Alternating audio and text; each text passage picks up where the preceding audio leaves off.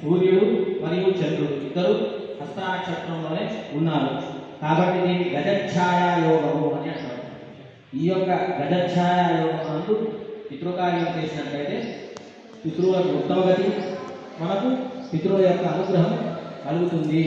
కాబట్టి ఈ యొక్క సమయంలో కూడా ఇప్పుడు హస్త నక్షత్రం ఇప్పుడు ప్రాప్తమైంది. ఇంతవరకు హస్త నక్షత్రం లేదు కాబట్టి కొద్దిగా ఆలస్యమైన కార్యాన్ని నిదానంగా చేసినాం.